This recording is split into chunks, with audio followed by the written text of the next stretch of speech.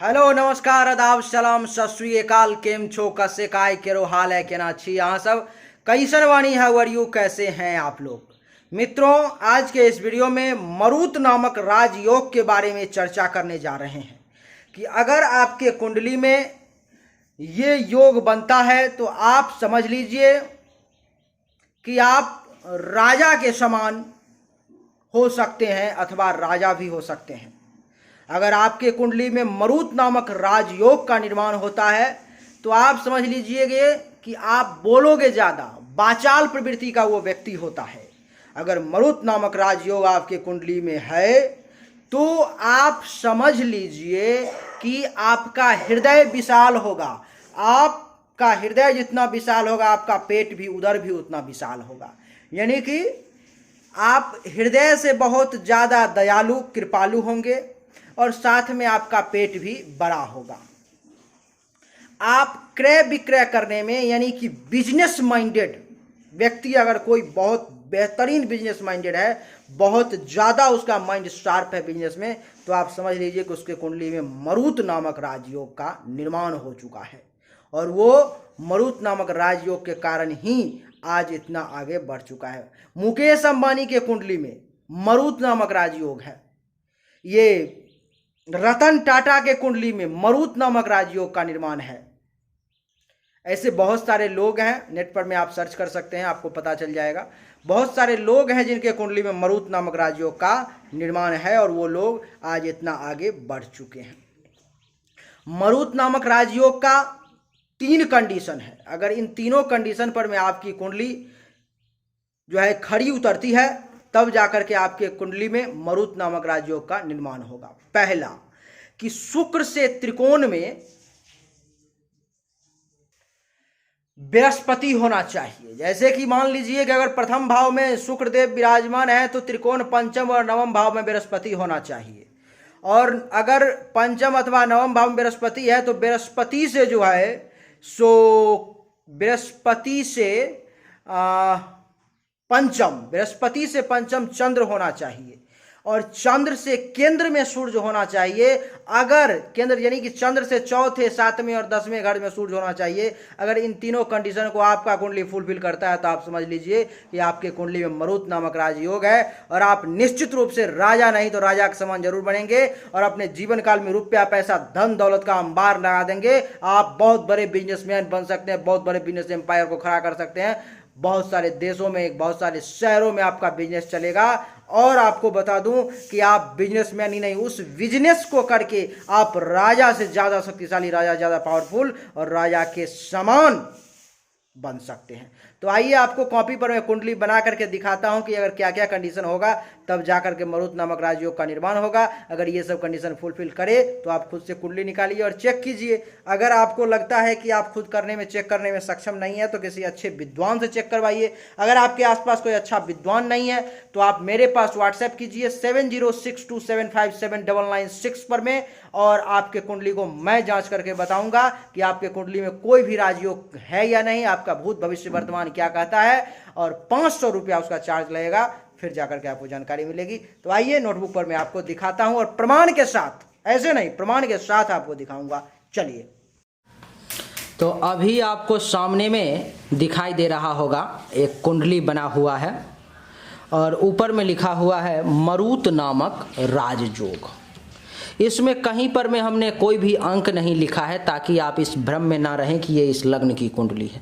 ये मेष वृष मिथुन कर्क सिंह कन्या तुला वृश्चिक धनु मकर कुंभ मीन 12 के 12 लग्न की कुंडली है। ये आप इसको ये मान करके चलिए।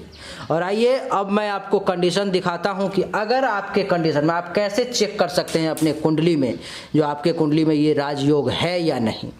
सबसे पहले हमारा कंडीशन पहला क्या है कि शुक्र से त्रिकोण में गुरु होना चाहिए। तो हम मान लेते हैं कि शुक्र यहां पर में पहले भाव में विराजमान है, शुक्र पहला भाव विराजमान है। और शुक्र से त्रिकोण में यानी कि शुक्र जिस घर में विराजमान है वहां से पंचम अथवा नवम भाव में बृहस्पति होना चाहिए। तो शुक्र यहाँ पे विराजमान है तो यहाँ से पंचम 1 2 3 4 5 इस घर में गुरु होना चाहिए। तो चलिए यहाँ पर मैं गुरु लिख देते हैं। ये कंडीशन, पहला कंडीशन को इसने फुलफिल कर लिया कि शुक्र से त्रिकोण में गुरु होना चाहिए। तो त्रिकोण का मतलब पांचवा और नवमा घर दोनों होता है। तो या तो यहाँ से पंचम में गुरु हो या यहाँ से नवम में गुरु हो। तो चलिए यहाँ भी गुरु ले लेते हैं, ठीक है। तो इस दोनों घर में से किसी घर में गुरु होना चाहिए। कब? जब शुक्र यहाँ पर में हो तब। उसके बाद दूसरा कंडीशन ये है कि गुरु से पंचम में चंद्र होना चाहिए। मान लीजिए एग्जांपल के लिए कि अगर आपका कुंडली में, आपके कुंडली में ये पंचम भाव में गुरु है, तो यहाँ से पंचम में चंद्र, यानी कि 1 2 3 4 5 यहाँ पर में चंद्र होना चाहिए,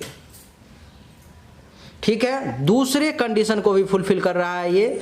और फिर गुरु यहाँ भी है, अगर यहाँ नहीं तो यहाँ है, तो यहाँ से भी पंचम, तो 1 2 3 4 5 यानी कि यहाँ पर में चंद्र होना चाहिए। या तो गुरु अगर यहाँ पर में है तो चंद्र यहाँ, अगर गुरु यहाँ पर में है तो चंद्र यहाँ। जिस घर में भी गुरु है वहाँ से पांचवें घर में आप मान के ये चलिए सीधा सीधी कि चंद्र होना चाहिए। तो अगर ऐसा हो रहा है आपके कंडीशन में, पहला कंडीशन आपके कुंडली में ये कि शुक्र से पंचम अथवा नवम भाव में गुरु होना चाहिए। दूसरा कंडीशन ये कि गुरु से पंचम भाव में चंद्र होना चाहिए। अगर ये दोनों कंडीशन आपके कुंडली में फुलफिल हो रही है तो आपको तीसरे कंडीशन को भी चेक करना है कि चंद्र से केंद्र भाव में सूर्य होना चाहिए। केंद्र का मतलब ये है कि जिस घर में भी चंद्र बैठा हुआ है उससे चौथा, सातवां अथवा 10वें भाव में सूर्य होना चाहिए। तो हम देखते हैं कुंडली में, हमारे कुंडली में जो सामने पड़ी हुई है उसमें यहाँ से चौथा घर कौन सा होगा, तो 1 2 3 4 चंद्र का यहाँ से केंद्र घर पहला हो जाएगा ये। तो यहाँ पर में या तो सूर्य होना चाहिए अथवा 4 के बाद 4 5 6 7 यहाँ पर में सूर्य होना चाहिए, अथवा 7 8 9 10 यहाँ पर में सूर्य होना चाहिए। अब आप देखिए, देखने की बात है कि ये द्वादश भाव है और ये छठा भाव है, ये दोनों भाव अच्छा नहीं है। लेकिन जब इन सभी ग्रहों का संयोजन करके देखा जाएगा तब जा करके यहाँ पर में इन दोनों ग्रह का, सूर्य का यहाँ बैठना चाहे यहाँ बैठना, ये राजयोग कारक हो जाएगा। तो तीसरा कंडीशन ये फुलफिल कर रहा है। अब हम मान लेते हैं कि गुरु हमारे कुंडली में यहाँ था और यहाँ से पंचम में चंद्र यहाँ पर में है। तो चंद्र से जो है सो केंद्र में सूर्य होना चाहिए। तो चंद्र से यहाँ से केंद्र कौन सा हो गया, चौथा घर, 1 2 3 4। तो यहाँ पर में जो है सो सूर्य होना चाहिए, अथवा यहाँ नहीं तो सप्तम भाव में यहाँ पर सूर्य होना चाहिए, अथवा यहाँ नहीं तो यहाँ पर में। तो ये कुंडली की कंडीशन है। अगर इस प्रकार से आपके कुंडली में मान लीजिए कि शुक्र जो है सो प्रथम भाव में नहीं बैठा हुआ है, शुक्र आपके कुंडली में बैठा हुआ है दूसरे भाव में, तो शुक्र से पंचम अथवा नवम, अगर शुक्र यहाँ पे बैठा रहता तो हम क्या गिनती करते, 1 2 3 4 5 हमारा गुरु यहाँ पर होता, अथवा 6 7 8 9 हमारा गुरु यहाँ पर होता, और यहाँ से पंचम तो 1 2 3 4 5 हमारा चंद्र यहाँ पर में होता, और चंद्र से जो है सो केंद्र में सूर्य, तो 1 2 3 4 यहाँ पर में होता सूर्य, अथवा 5 6 7 यहाँ पर होता सूर्य, अथवा 7 8 9 10 अथवा यहाँ पर होता सूर्य। तो इस प्रकार की कंडीशन अगर आपके कुंडली में होती है तो आपको मरुत नामक राजयोग का निर्माण होता है। और हम थोड़ा सा इसका प्रूफ भी देख लेते हैं, क्योंकि ऐसा ना हो आपको लगे कि मिश्रा जी ऐसे ही कहीं सुनाई बातें कर रहे हैं, कुछ बातों में वजन नहीं है, तो वो नहीं होना चाहिए। आपको मैं दिखाने की कोशिश कर रहा हूँ, आप ज़रा देखने की कोशिश करें। अब आपको श्लोक दिखाई दे रहा होगा, कुंडली भी बनी हुई दिखाई दे रही होगी, और यहाँ पर में लिखा हुआ है मरुत योग। दिया गया है कि शुक्रात कौन गतो गुरु सुर गुरोहो पुत्रे शशि शीत गो केंद्र स्थान समाश्रितो दिन करो योगो मरुत संजकः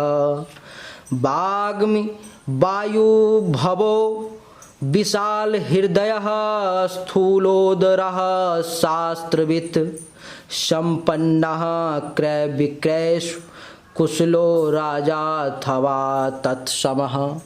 ये इसका प्रमाण है। ये जातक पारिजात नामक ग्रंथ राजयोगाध्याय पेज नंबर 334 श्लोक नंबर 69।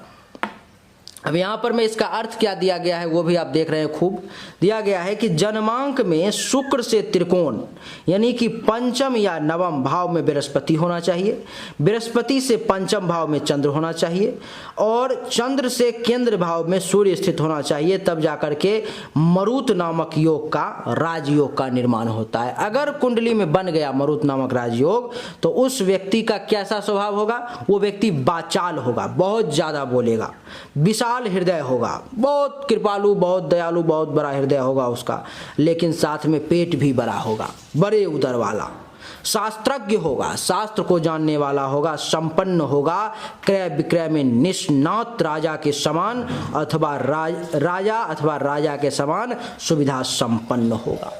ये प्रमाण है। तो यही थी वीडियो आज की हमारी दोस्तों, जो उम्मीद करता हूं कि आप समझ चुके होंगे। अगर आपको समझ में आ गया तो इस वीडियो को लाइक करें, शेयर करें, चैनल को सब्सक्राइब करके इसके बेल आइकन के बटन को दबा दें। एक बार फिर से आप सभी का बहुत बहुत धन्यवाद। Thank you so much. जय हिंद, वंदे मातरम।